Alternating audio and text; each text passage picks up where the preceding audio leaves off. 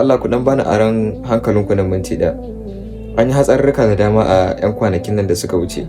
Daga waɗannan yara su ɗauko masu wasan sallah su je su kanga mota akan titi su juya ta ba sani ba su buge mutane, zuwa ga waɗanda suke siyan motar tasu ta kansu su ma su tuko ta. Yanzu ku duba wannan a Abuja ne, ya sai sabo AMG ya je hatsari da ita. Wannan kuma makaniki ne aka ce a yadda na ce allegedly ya dau masarati din mai gidansa ya kama masa gyara, ita ma ya je ya kwantsame ta. Wato abin da ya sani wannan bidiyon ko akwai abin da ya kamata mutane su dinga ganewa.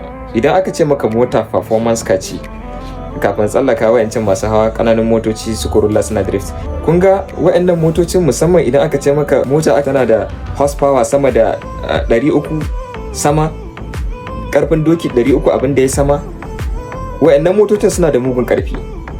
Wallahi tallahi fadakarwa na zo ne, ba kowa na zo na ciwo mutunci ba a ko wani abu. Kun ga musamman makanikai ku san abin da kuke tukawa. Wayannan motoci ne masu karfi, duk da ni ma kaina ba wani hawa performance car ne ba. Kusan recently ma zan ce na dan fara tuka performance car, ba da ba kwana biyu na dan hawa wata Volkswagen GTI da sauransu. Amma kafin a hau na yi bincike na sosai akan su, na san menene wayannan motocin, karfin su da zaburas ya wuce yadda kake tunani. Shi yasa kafin ka tuka irin wayannan motocin ka san me zaka tuka. Kar ka zo kana tuka Honda ko Corolla, Honda ma Civic ko Corolla masu 150 horsepower, ka zo ka ce zaka yi irin wayannan performance car din irin wannan takun ko wannan tukin. Akwai ganganci na tashin hankali. Dan motar ka ce ya kamata kai bincike akan ta, ko ka gane ta sosai, ka fuskanci motar ka san irin power output da take fitarwa. Recently naga Arewa podcast ya bidiyo yana magana traction, zaka matse mota ka kai ta kwano ka sake ta akan hanya, dole in wani abin ya gifto zaka iya traction zai iya kwace maka, kan gane. Sannan baka san me oversteering ba da understeering, yadda idan ta tafi oversteering kana da dabaru ko skills din da zaka dawo da ita kan hanya ka daukanta yadda ya kamata. In baka san me oversteering ba, drifting, in ta kwace maka shikenan a wannan lokacin. In dai baka da skills, kwararren skills na iya handling, rantsi da Allah shikenan sai da kaji ana wani labarin ba wannan ba.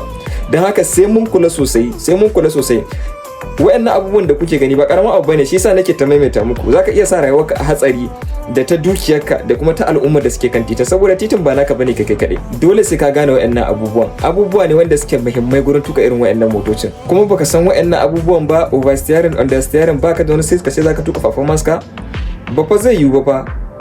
Dan wasu wallahi da dama na san da dama a yanzu a wannan lokacin na zamani akwai wanda suke koyi mota a auto, basu ma iya tuka manual ba. Sannan tuka wayannan motocin dole you have to be very very efficient, kuma sai ka zama kana da sauri, sosai, saboda karfin su ya wuce yadda kuke tunani.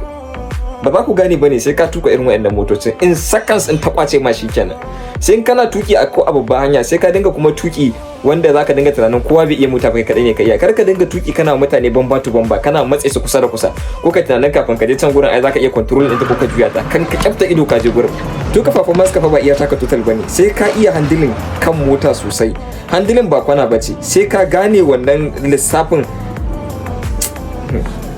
Kun ga a dai kula. Sai kuma abu na biyu, dan me yasa za ku dinga tsere a cikin unguwa street? Ya za a yi kawo ko performance kai kuma ma performance ka ba, yanzu zan shigo layin gaba daya da wayancan masu yara masu sallah drift. Ku daina drift a cikin unguwa, ku tafi wani fili a bayan gari. Idan performance ka ne da kai, ka je highway can babban hanya inda ba motoci da yawa akan gari, saboda a iya wannan handling din idan baka iya ba, daujewa obstacles akan titi, kauce wasu motocin ko babur din haya ko mota haya, daga nan in baka wasa ba kana taba kan motar ka tafi oversteering, daga nan shikenan ta kwace maka, sai ka ana asarar dukiya ko rayuka, Allah ke. Dan haka wannan matsala ce sosai, kalubale ne na gaske. Dan Allah dan annabi mu kula duk sanda muke tuka irin wayannan motocin, kai ba ma irin wayannan motocin ba, da irin wasannin sallah da muke, mu dinga fita wajen gari saboda ce ta rayukan kanmu da na yan uwanmu da kuma dukiyarmu. Wannan fadakarwa ce. da Allah idan ka samu wannan bidiyon kai sharing ɗinsa ko kuma kai tagin wanda ya kamata ya ga wannan bidiyon dan ya gani a gaba kuma ya gyara.